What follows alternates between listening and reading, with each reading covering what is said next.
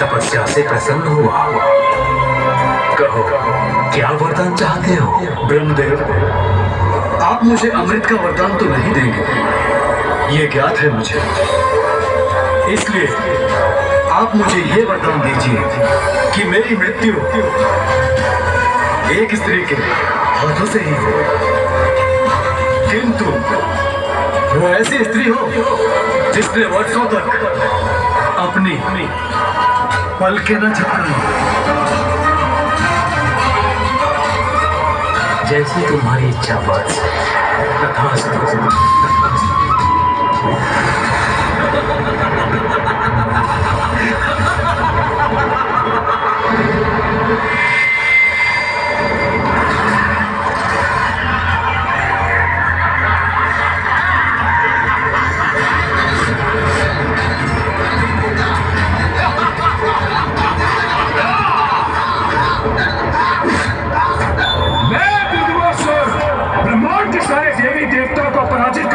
दुर्गमासुर, महाशक्तिशाली, महाज्ञानी, महापराक्रमी दुर्गमासुर हूं मैं।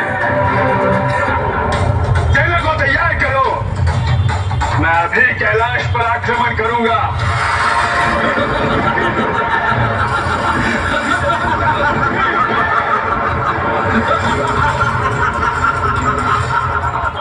बताओ मुझे दुष्टों, कौन हो तुम? किसने भेजा है तुम्हें यहाँ? कौन हूँ? मैं महायोद्धा रुरु पुत्र दुर्गमासुर हूँ मैं। दुर्गमासुर। तुम्हारा परिचय ज्ञात है हमें, और ये भी ज्ञात है कि तुम यहाँ अपने पिता के वध का प्रतिशोध देने आए हो। किंतु ये सब व्यर्थ है दुर्गमासुर, क्योंकि बुरे का अंत तो बुरा ही होता है। इसे हमारी चेतावनी समझो और अपनी शेष सेना सहित लौट जाओ यहाँ से। तुम हो गजमुख, चेतावनी दे रहे हो मुझे?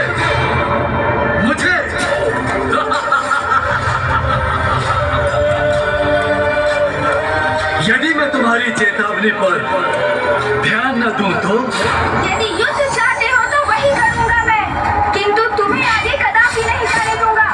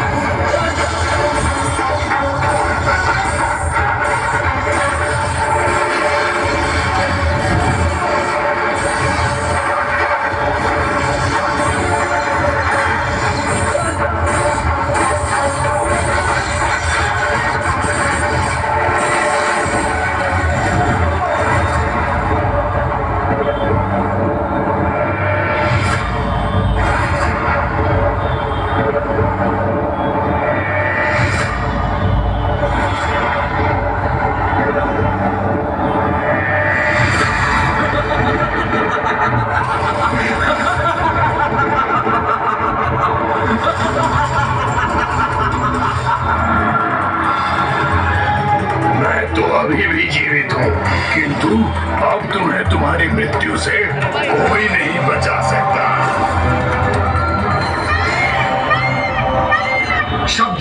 क्रीड़ा में कोई रुचि नहीं है मुझे, इसीलिए अभी अपनी एक ही बात से इसका वध कर इस युद्ध का भी अंत कर दूंगा मैं।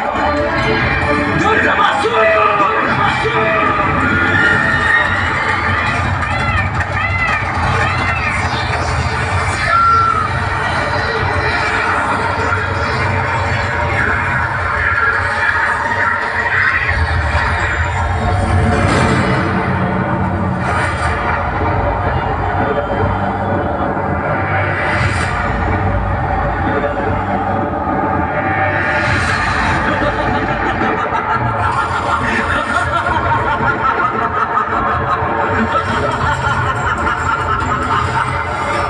भैया, हमें कैलाश को इस संकट से मुक्त कराने का कोई उपाय शीघ्र करना होगा।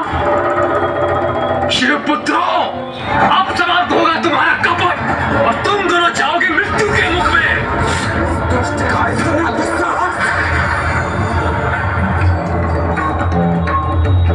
ये तो डमरू का नाद है, तो कहीं पिताश्री? हाँ गणेश, मुझे भी ऐसा ही प्रतीत हो रहा है। ये अवश्य ही पिताश्री का ही क्रोध है, जो उनके डमरू का नाद बनकर समस्त विश्व में गूंज उठा है।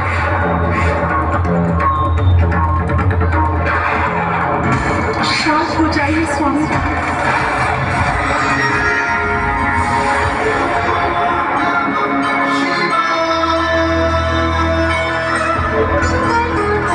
मेरा ये अपार रोष दोस्तों उस दुष्ट दुर्गमासुर के कार्य जागृत हुआ। प्रतीत होता है दुर्गमासुर अपनी मृत्यु के लिए कुछ अधिक ही अधीन हो रहा है। अब आप उस दुष्ट असुर के वध के लिए प्रस्थान कीजिए।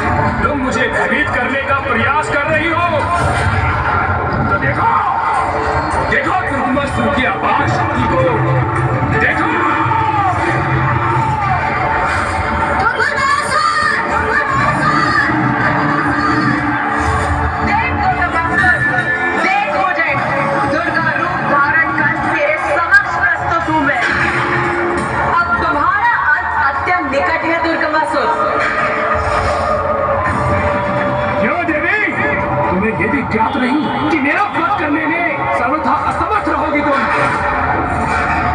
यहाँ कोई नहीं जिसने वर्षों तक अपनी पलके न झपकाई हो।